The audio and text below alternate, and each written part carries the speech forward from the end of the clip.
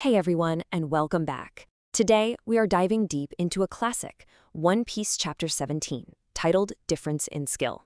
This is it, folks. This is where the fight against Buggy the Clown really kicks into high gear, and we get an incredible look at what makes the Straw Hats, well, the Straw Hats. Let's get right into it. So let's just state the obvious problem right here. Buggy the Clown can split his body into a million pieces, right? This makes him totally immune to sword slashes and gives him this wild, completely unpredictable fighting style. So the big question is, how is a straight-up brawler like Luffy supposed to even touch a guy who can just fall apart whenever he wants? All right, so just to recap where we left off, the last chapter ended on a huge reveal. After Moji and his lion Richie were taken care of, Buggy and his crew found out that the kid in the straw hat is also a devil fruit user. You know, the look on their faces when they realized they were up against a rubber man was absolutely perfect. The stage is officially set for a one-on-one devil fruit showdown. And that brings us to the main event of this chapter. You know, this isn't just a simple pirate brawl. This is a clash of two totally bizarre and impossible abilities. It's the Gum Gum fruit versus the Chop Chop fruit. Let's break down exactly how this insane matchup goes down. So, on one side, you've got our boy, Monkey D. Luffy. His rubber body can stretch, it can absorb blunt force. He's a powerhouse of just pure resilience and raw physical strength. And on the other side, you've got Buggy, who can literally detach his body parts and control them from a distance, like you see here with his floating hands. It's creativity versus trickery, pure power versus total deception. So, Buggy, he really thinks he's got Luffy all figured out. He launches his hand like a rocket, the Bara Bara cannon, trying to pin Luffy down. And from his point of view, it's a brilliant move. It's got range, it's strong, and it's coming from a weird angle. He's totally convinced this trick is going to work, thinking he's playing chess while Luffy's playing checkers. And this is just perfect. This moment right here shows you exactly why Luffy is such an amazing fighter. While Bucky's playing this complex game with his flying body parts, Luffy just steps on his hand. It's that simple. It's so direct, and it completely shuts down Buggy's entire strategy. You can see Buggy just screaming in pain, totally confused that his ultimate technique was beaten by something so ridiculously simple. And that's the real takeaway here, isn't it? Luffy's true power isn't just being rubbery. It's his mindset. He never overthinks it, he sees a problem, like a flying hand trying to grab him, and he just finds the most direct solution possible. That unshakable confidence and his simple, creative thinking make him an absolute nightmare for opponents who rely on being clever. This really sets the template for how he's going to beat so many unbeatable foes down the road. And that is the complete opposite of Buggy. His whole fighting style is built on gimmicks, on the shock and awe of his Chop Chop powers.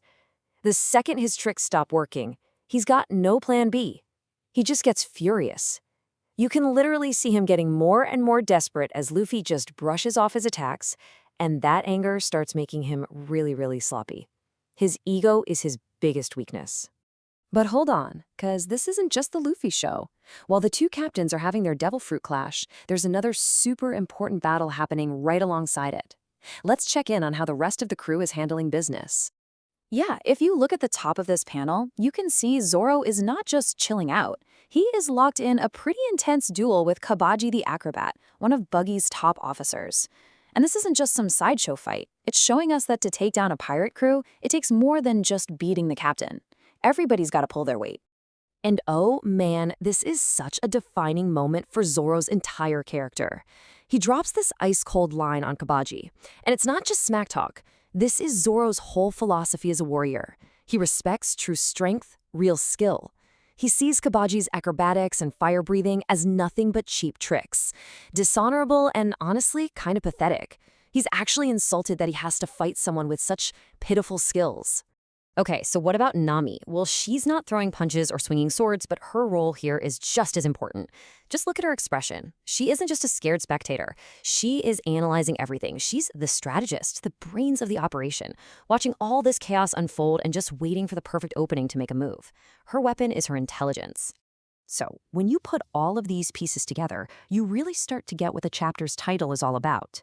This difference in skill isn't just about who punches harder or who has the cooler devil fruit power. No, it's something much, much deeper than that. This chapter is basically laying out the core themes for the entire series. First, we learn that raw determination and a direct approach will always beat out cheap tricks. We're also seeing the very first test of the Straw Hats as a team, proving their teamwork is their real secret weapon. And, of course, it shows us that Luffy's simple nature isn't a flaw, it's his superpower. We are literally watching the foundation of the future Straw Hat Pirates being built right here.